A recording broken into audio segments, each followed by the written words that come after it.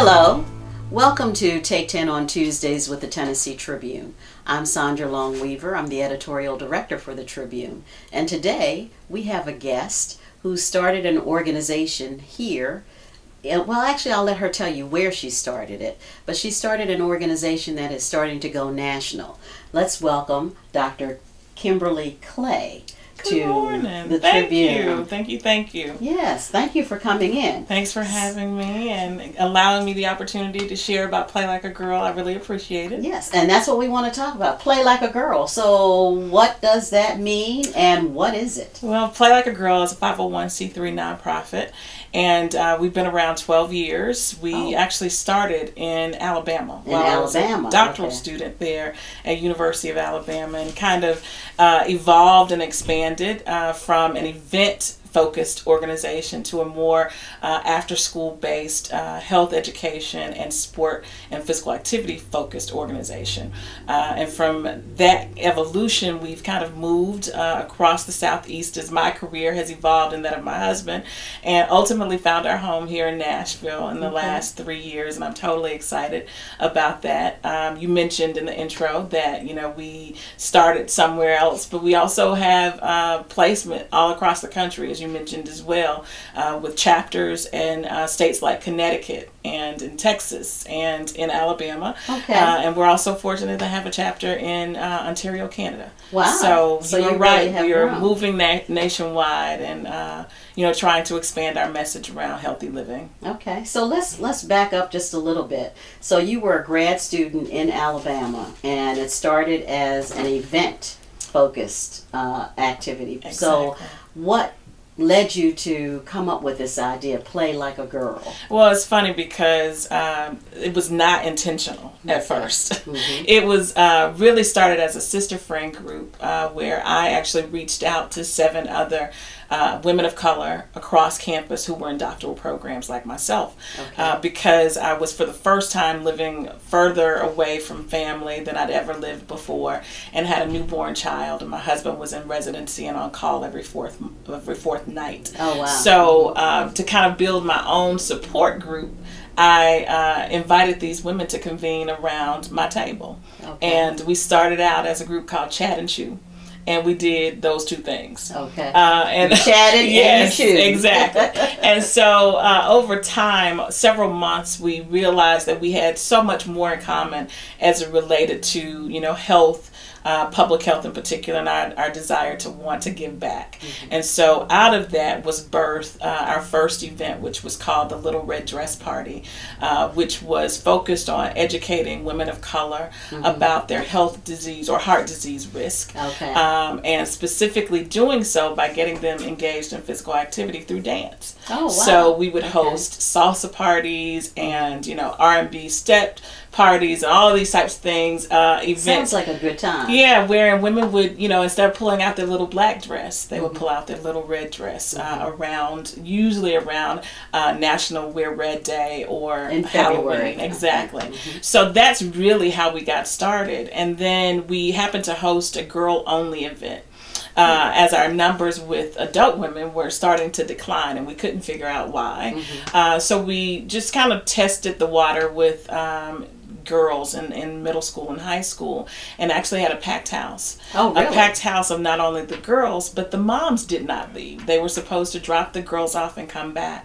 And after several kind of informal interviews with mothers who remained, we learned from them that their time is taxed. So outside of doing something for their children, it was difficult for them to commit to themselves, which I knew as a new mother. But just had never thought about that being the barrier to keeping our women engaged. And so from there, we completely shifted our focus. We rebranded as Play Like a Girl right after First Lady Michelle Obama took office with her husband as president, wherein she began to really focus on her initiative called Let's Move. And so we joined the Let's Move initiative, really began to focus from a prevention perspective on physical activity, because what we recognized was that physical inactivity and obesity were the precursor to all of the other diseases that we were addressing, such as heart disease and diabetes at the time. And so the girls you're working with are Yes. young teens? So now we actually preteens? work across the spectrum, across the lifespan to a great degree.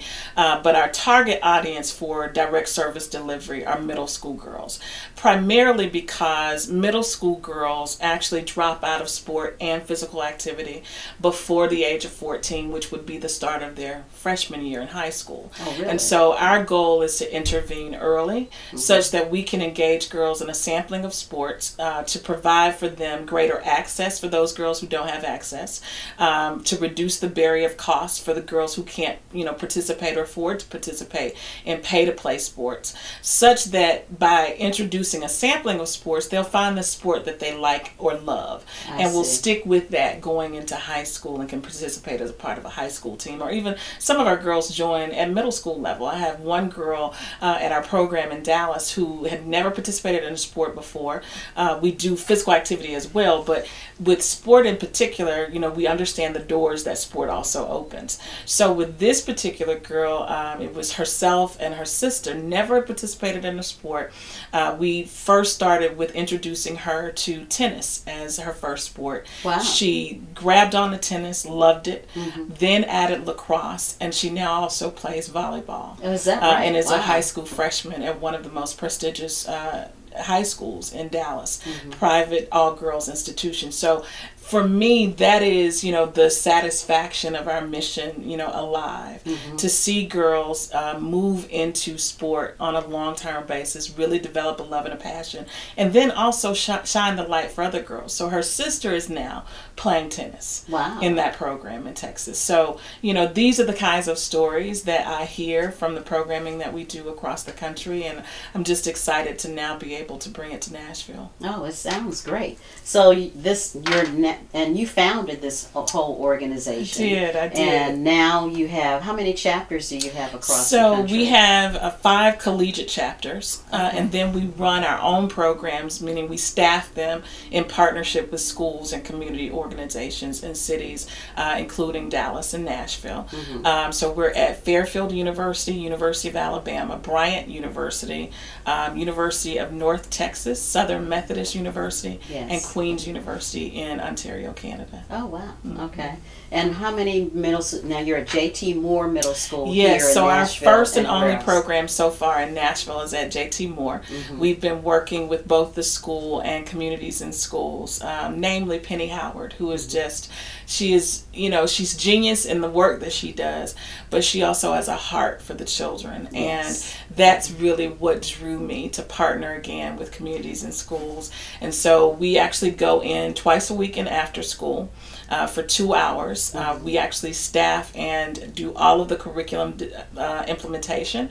The curriculum actually focuses on healthy behavior, confidence building, and academic and leadership skills. And we pair that. So there's quite a lot that's going on. So we pair that then with about 30 to 45 minutes of active physical activity and sport participation. So this month, the girls are actually playing on our first all-girls flag football league as a part of the U.S. NFL. And any girl can be a part of this? Any girl can be a part. Absolutely. Okay. So currently at the J.T. Moore program, Ms. Howard has, handpicked girls who wanted to be engaged in physical activity and sport, but also had a need from some of those other areas that I mentioned around leadership and academics and confidence even. So at that particular school, we're working with these particular girls for a specific reason. Okay. But generally, yes, in the new year in particular, we actually will be rolling out a new iteration of the Play Like a Girl clubs, wherein any woman, a mother, a PE teacher, a principal, a volunteer from the community, a pastor can actually start their own Play Like a Girl club with as few as 15 girls. Oh, really? In their own community, their own school, likewise with university women as well, following the model that we've been using with the collegiate women. Okay. And now I understand you're looking for volunteers? Yes, always looking for volunteers. Okay. Here in Nashville, we have a great partnership with Hands on Nashville, which is a website, HON.org, where We post all of our volunteer opportunities, and individuals can go through that website to actually sign up for volunteer opportunities. In addition to that, on the new iteration of our new website, which is iplayLikeAGirl.org, all of our volunteers, interns, and the like will be able to apply directly through our site. So I'm really excited about that. Wow. We take a step out and make it more one-to-one personal connection for those volunteers and interns who want to work with us. Okay, and are you hoping to expand into other Nashville area schools? Absolutely. So we are definitely open to expansion. Again, under the new iteration of the program, we are going to be training trainers. So those coaches who will be coaching the program, they can actually sign up to actually start a club at their school or community center, and we will convene the training to train all of the coaches across the city who will operate their own programs in 2017. Wow. Yeah. This sounds very exciting. I'm excited. Yes. There's a lot coming. We have a new product line. We've Play Like a Girl. This is one important thing to mention. Play Like a Girl, 13 years later almost, 2017 will make 13 years, Wow. remains a 100% volunteer-led organization. Really? That is pretty We've amazing. never, including myself who works as the only full-time personnel, have never paid a salary line. Wow. That's Now, amazing. that doesn't mean we don't need. Right. Because we don't have endless pockets. We just have a very strong core of volunteers who, yield so much of our day-to-day that we have not had to. But as we expand, increasing our staffing to paid professional staff is going to be really, really important. But we had two wonderful women. Actually, our volunteers kind of span the U.S., but we had two wonderful women who are employees at Wall Street Journal and LinkedIn, who donated their time over the last 2 months to develop a new product line for us, which bears our hashtag #IPlayLikeAGirl. Okay, so what are the products? So we have t-shirts, tank tops, leggings, iPhone cases, everything you can imagine, with self-affirming positive messaging around playing and being active and engaging in sport, because our mission is to advance the health and empowerment of women and girls through sport and physical activity, but we really see our work as really being central to that empowerment piece, that we really want to use the product line to further empower women, further empower girls, not only to be active and to be healthy, but to also love themselves and to be proud to be women playing like girls, whatever age in the lifespan. So that's really what the new product line is about. Great. Well, thank you, Dr. Clay, for joining us today. It's so exciting to hear about Play Like a Girl. And thank you for joining us. And tell us, Dr. Clay, if someone wants to sign up again, you mentioned this earlier, how can they do that? Yes, if they'd like to sign up, they can actually go to iplayLikeAGirl.org and also send an email. My email address is ksclay@iplag.org. All right, great. Well, thank you for joining us, and we will see you the next time.